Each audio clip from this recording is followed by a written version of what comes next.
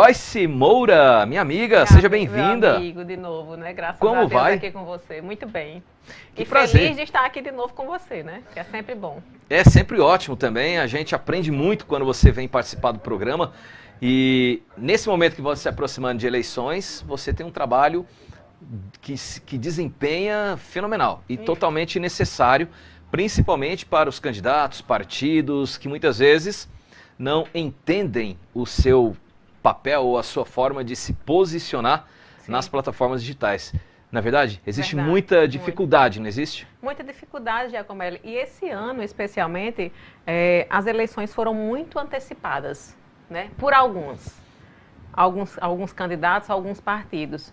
Então, por outros, ainda acham que ainda tem muito tempo para se trabalhar, quando na verdade não tem.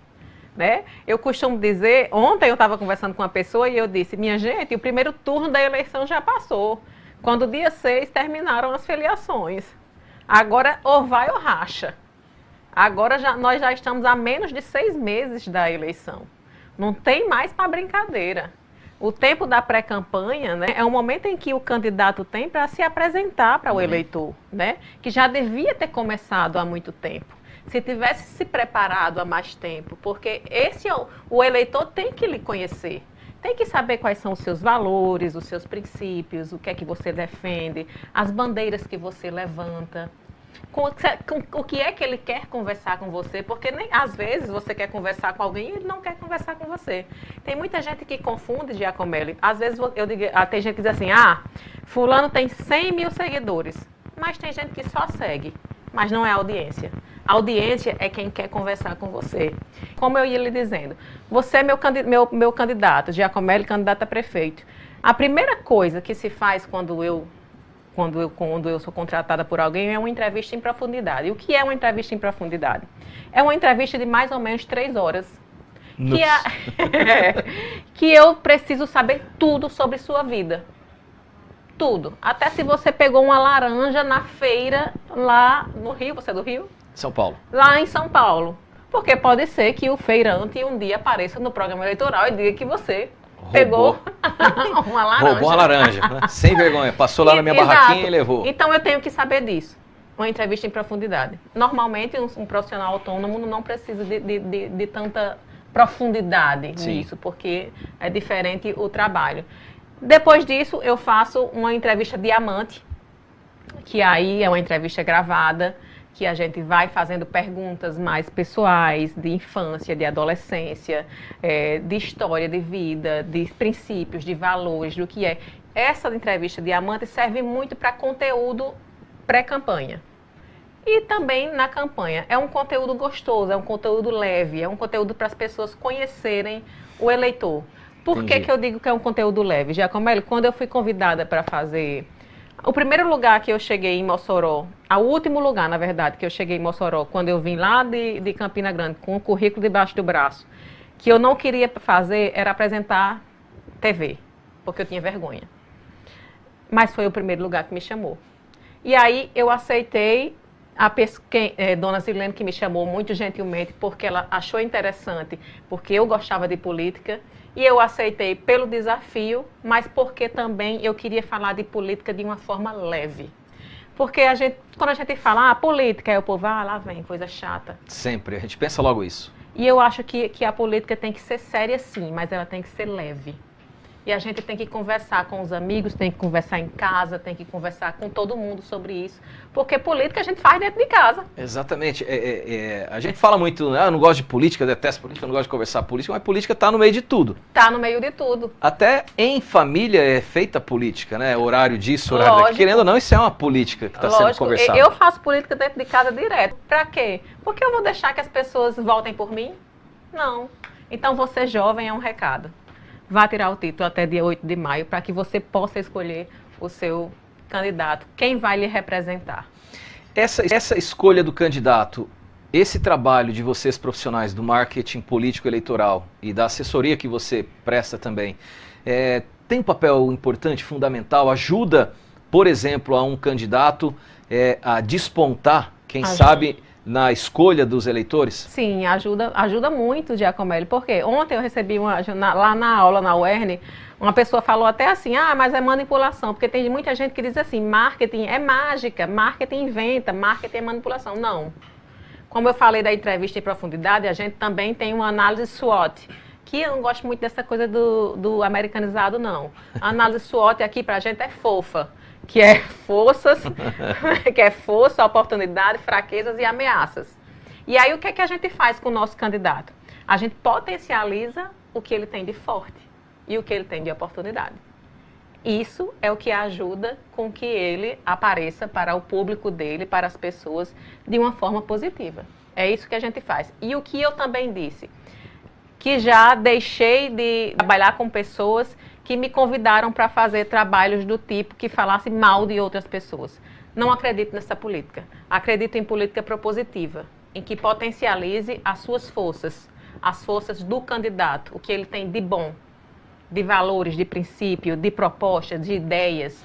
Se ele conhece as dores de quem mora na periferia, de quem mora no centro, se ele sabe como saná-las. Eu sempre digo que o eleitor vota em alguém parecido. A gente não vota num candidato por ser candidato, a gente vota em quem parece com a gente. Em quem pensa como eu, em quem tem os mesmos princípios que eu, tem os mesmos valores que eu. Então eu voto numa pessoa parecida comigo de forma melhorada. É uma pergunta que eu tinha para você e a resposta praticamente eu acredito que seja essa, que é justamente isso. Por que que é importante o político ter cuidado com o que se fala e a postura e o que ele defende para o eleitor? Por que que ele impacta tanto o eleitor?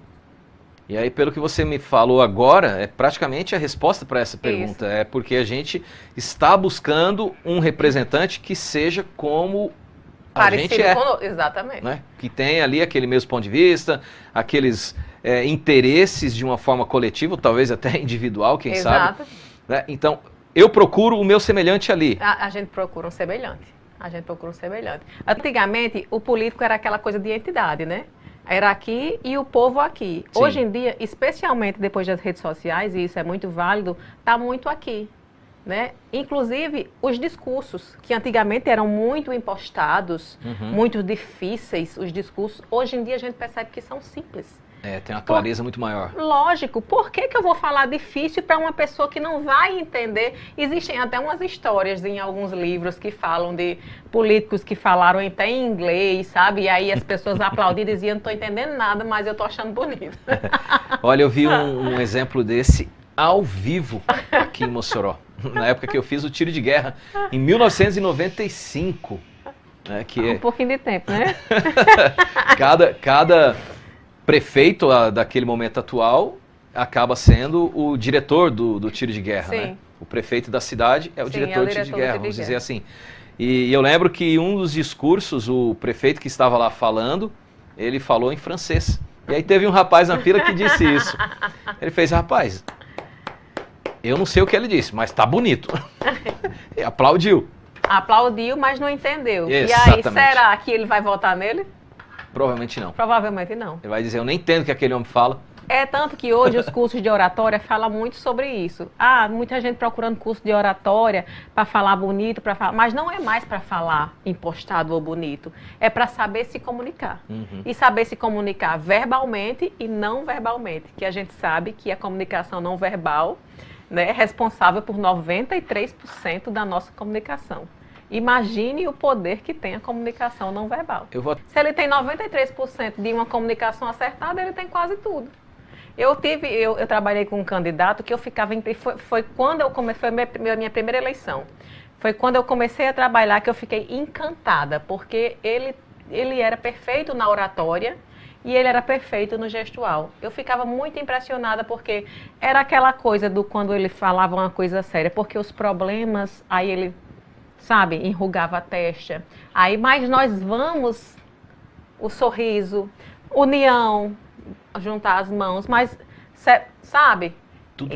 Tudo milimetricamente certinho. Certinho. E isso faz, a gente pensa que não, mas neurolinguisticamente faz efeito na gente. Faz efeito. Faz efeito, é impressionante. A posição das mãos, sim, a questão do afastamento, tanto verbal como de postura.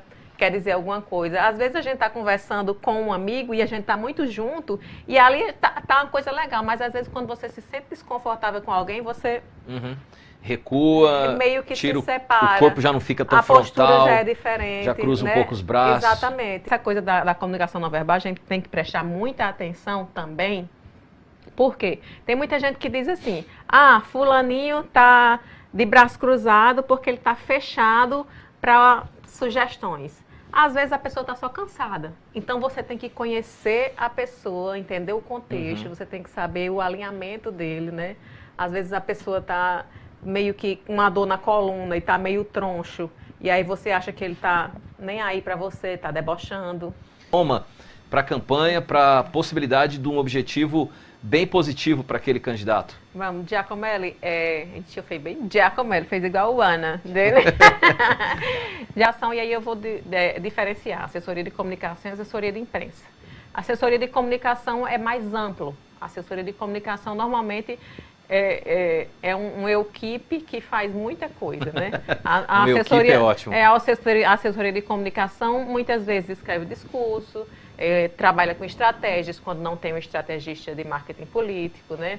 Ele cuida de eventos, ele faz agenda, tudo. E a assessoria de imprensa é basicamente lidar com a imprensa, marcar entrevistas, ir até as entrevistas com o assessorado, né? Então tem essa diferença. Certo. Mas o trabalho do assessor de imprensa é fundamental. Por quê? É o assessor de imprensa que vai levar a informação até o público-alvo do assessorado e até a imprensa. E essa informação tem que chegar de forma coesa, tem que chegar de forma coerente, objetiva, simples, da forma que as pessoas entendam, né? E da forma que o assessorado pretende que as pessoas entendam. Esse não é um desafio muito grande, Joyce, porque esse ponto, as pessoas entendam. Muitas vezes, as principais confusões, discussões nas redes sociais é pela falta de compreensão, de entendimento de muitos que estão ali. Essa situação é motivada porque a pessoa é ruim de interpretar ou porque a mensagem foi passada de uma maneira confusa demais? Ou os dois? Às vezes na ânsia de fazer... Eu percebo muito hoje que existe muita gente... Quando eu terminei jornalismo, eu não participei eu não fui para a imprensa escrita, jornal. Eu fui direto para a assessoria de imprensa. E os textos de assessoria da imprensa são mais curtos. Hoje em dia, os textos são curtos. Quem trabalhou em jornal tem textos mais longos. Então, tem pessoas que, na ânsia de fazerem textos mais longos, deixam eles mais difíceis de serem entendidos. E aí tem a figura do redator, que o redator é extremamente importante. Porque, às vezes, ele pega um texto de 10 linhas e tem que transformar em um de 2, de forma que a pessoa entenda. Sim. Né? E aí tem a questão, é desafiador. A profissão do redator é extremamente importante, especialmente na publicidade, que tem que ser atraente, né? E você falou da questão da interpretação. Ontem eu coloquei no quadro lá na UERN a frase de Alejandro Jodorowsky, que eu até achava que ele era russo, mas ele é chileno. Nossa. que é aquela frase conhecida do entre o que eu falo e o que eu queria falar e o que você entende, o que você ouve, né? Há um abismo muito grande. A frase é maior, mas é mais ou menos isso. O assessor de imprensa tem exatamente o papel de tentar reduzir esse ruído, de reduzir esse abismo. Tá lascado. Exatamente. O assessor de comunicação e de imprensa. E o assessor de imprensa, a importância imensa de lidar bem com a imprensa, de ter uma convivência interessante com a imprensa.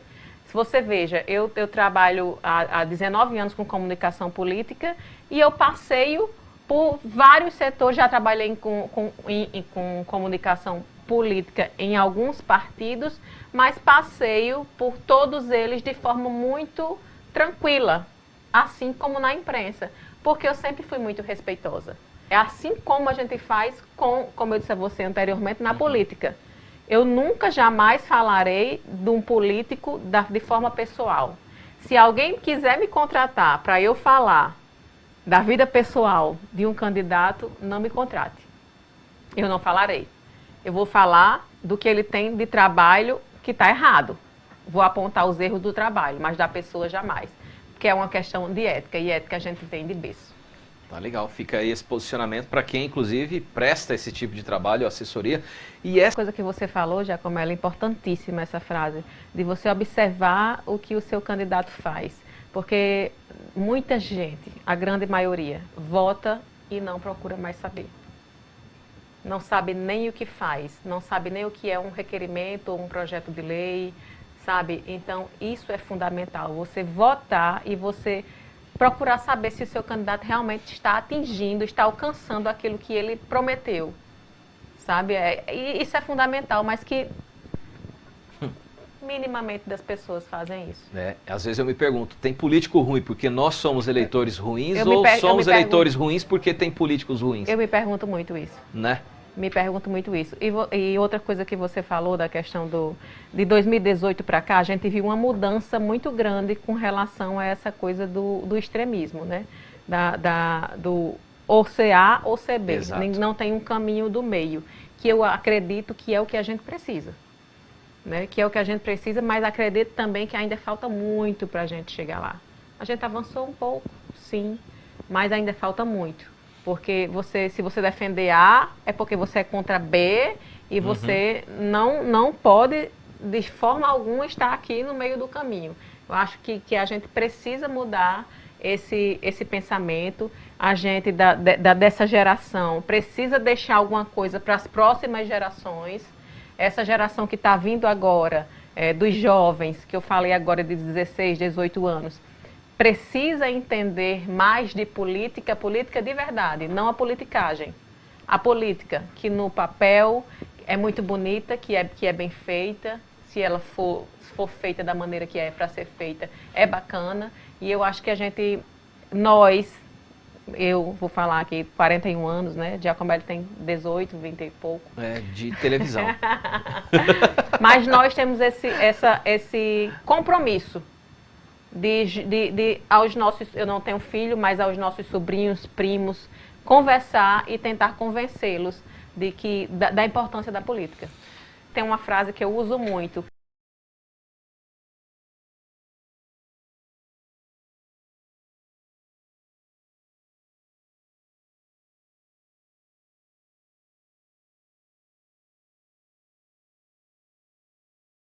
Conhecimento, se a gente tem, é para a gente dividir, não tem para que a gente ficar só para a gente. Então, verdade. Se as pessoas tiverem alguma dúvida, alunos, estudantes, qualquer que seja, pode me procurar que eu estou à disposição. É ensinando que se aprende, né? Exatamente.